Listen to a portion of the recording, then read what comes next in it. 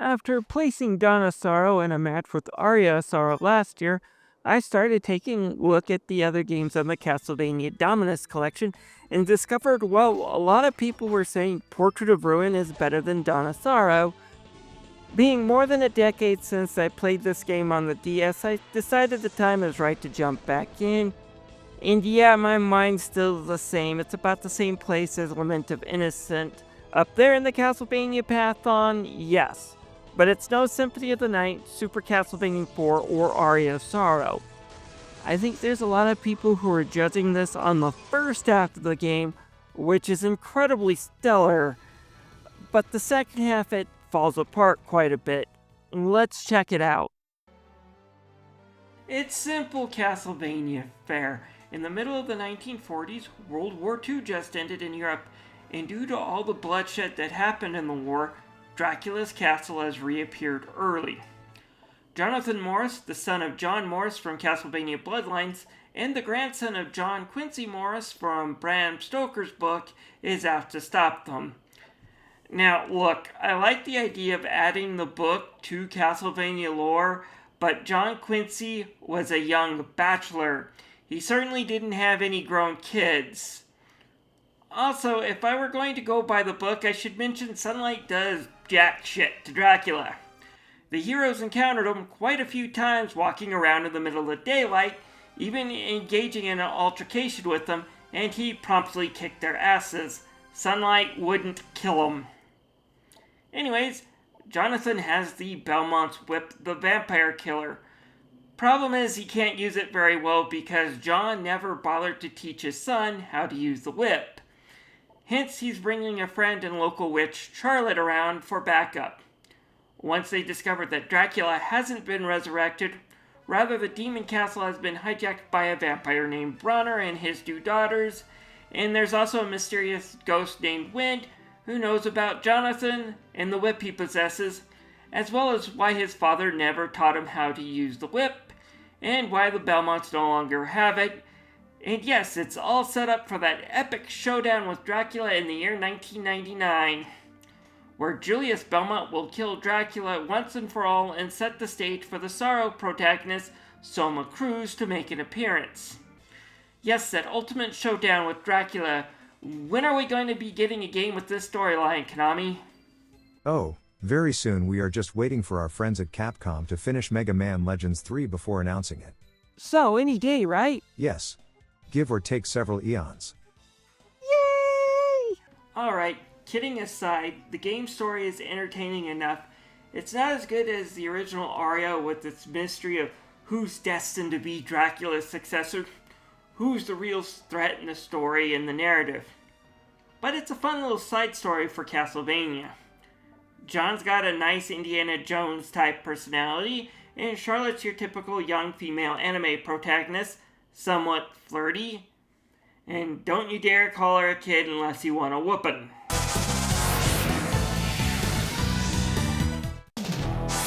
So the gameplay is set up a bit different than most Metroidvanias. Rather than a huge castle that you're stuck in, you get to leave Castlevania by these portraits Bronner made that have their own worlds. Jonas and Charlotte have to enter them in order to get power stars so they can beat Bowser and rescue Princess Peach. That's Super Mario 64, you idiot. Oh, wait, I may have another game in mind. At any rate, the portraits usually have a useful skill needed to get deeper into the castle, and a lot of these portraits lead to different looking areas that we don't see in the other Metroidvanias. A foggy London street, a weird messed up circus, a swamp with a mansion in it, and an Egyptian pyramid in it. It makes the game feel new and unique, and while these areas are smaller and a bit more linear, they do reward exploration and even encourage you to backtrack to get to some hidden areas. I like this design. The castle doesn't have to feel like an overbearing behemoth.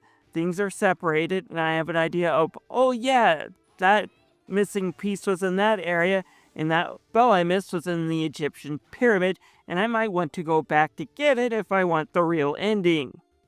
And the castle, although smaller, is no slouch, and it area when it comes to exploration, puzzles, and stage design. The whole thing works well, and the weapon and power-ups also work well, at least during the first half, and again, I'll get to that later.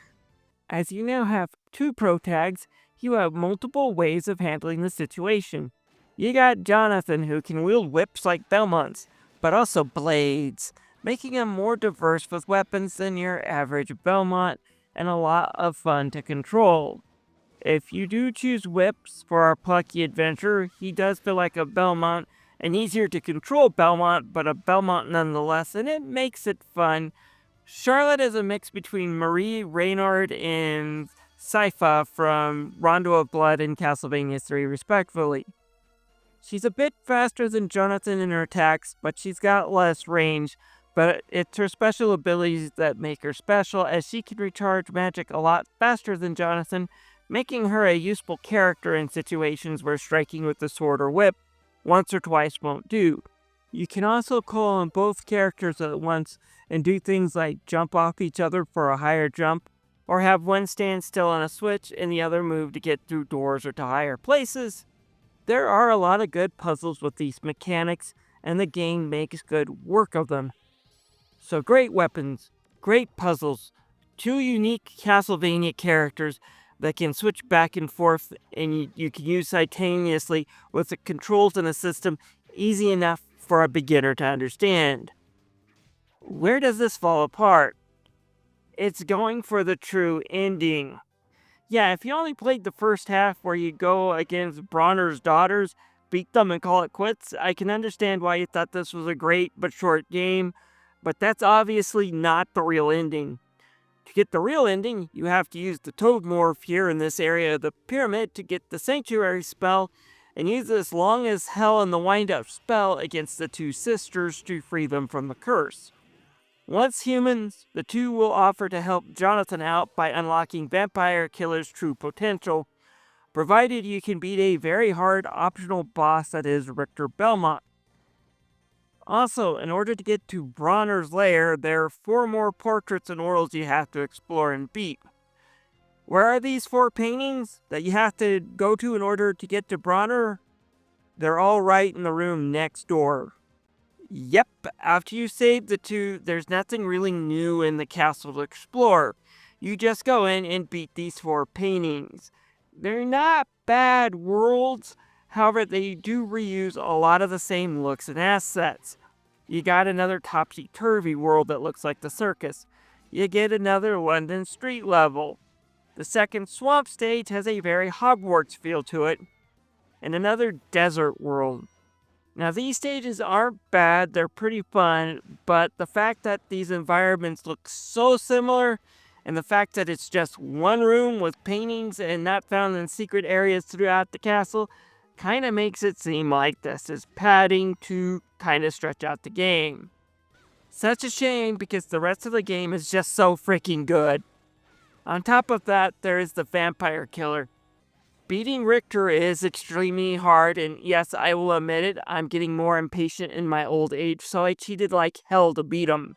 But once you get the Vampire Killer, the game just breaks, and the last few stages become super easy because Jonathan is now a beast with that whip.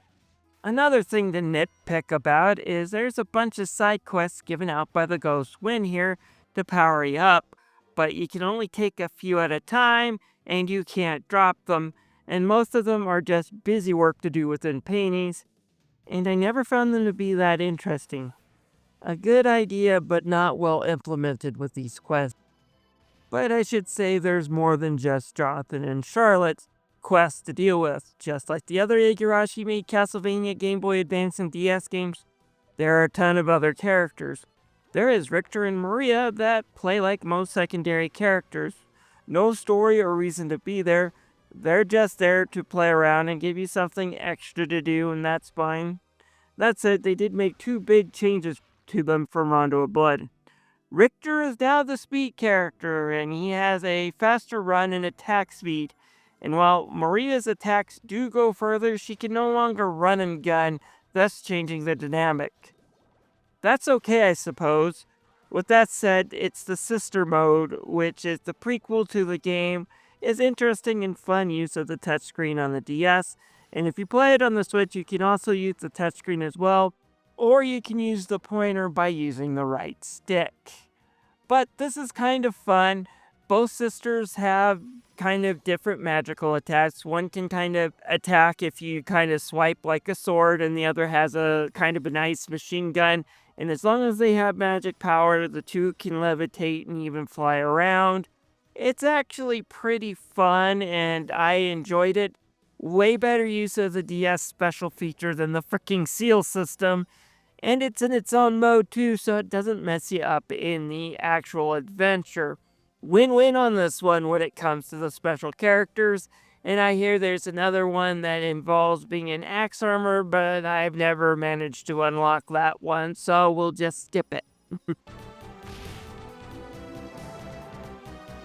The graphics are pretty good, using a similar art style to Dawn of Sorrow. The characters are all 2D looking with some impressive 2D and 3D backgrounds comparatively. Just take a look at the first portrait inside a downtown London street and the 3D used in the backgrounds. Not bad for a DS game, and then just jumping to a good 2D background when you enter the butcher shop. There are some amazing looking graphics and just the way it blends together. It's unique. It doesn't cost much to make this type of game look this good, but it looks great, and it's just fun to explore around with these characters. The castle's no slouch either when it comes to design, with waterways, sewers, catacombs, your typical main hall.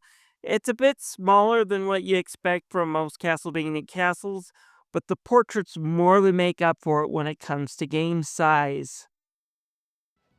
We get some pretty decent music and even some decent remixes of classic Castlevania music, even from Haunted Castle of all places. For those who have never played Haunted Castle, I got some good news for you if you're interested in the Dominus Collection and Portrait of Ruin. It's a special feature. With that said, my advice is don't play it. It is probably the worst game Castlevania has ever made. With that said, the remake that's also included in the collection is pretty killer. But the music that they remixed it into is pretty good. The rest of the soundtrack is pretty killer, including some unique remixes of classic Castlevania themes. Again, more when you play with Richter as kind of a bonus treat if you unlock that mode.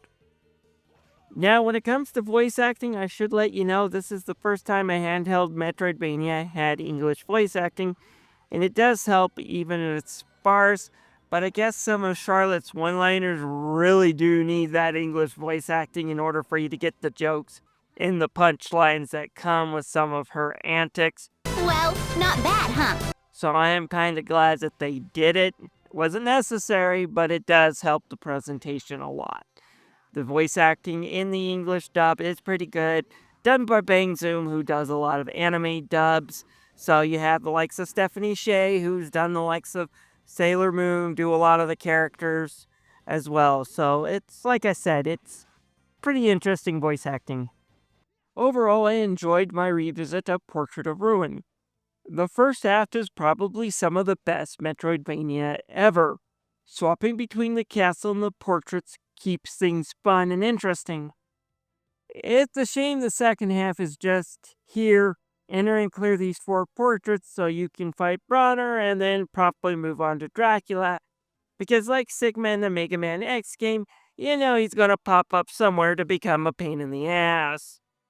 But still, the great character swapping mechanics, great level design, great graphics, and even some extra side mode content does make this worth the time to take a look into it.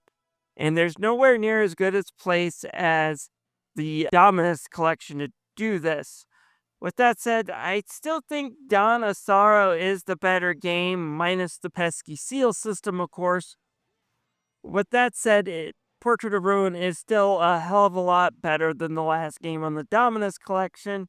One that I don't know if I'll ever really play through again, and that is Order of Ecclesia, because I remember playing this on the DS and not liking it, and I do have my hesitations about revisiting. Let me know if you'd like me to do a review in the comments, though. You guys have a wonderful day. Thank you.